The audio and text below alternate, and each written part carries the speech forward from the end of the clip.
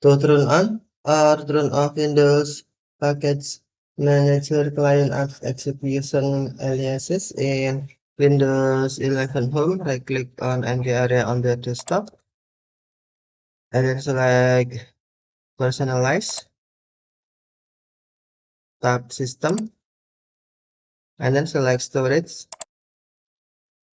Next, click or tap Apps and Features,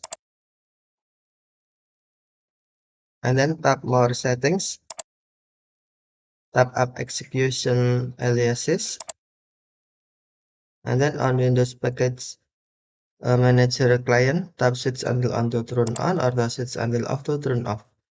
Apps can declare a name used to run the app from a command prompt.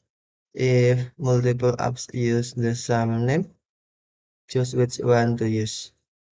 Okay, thank you for watching. Have a nice day.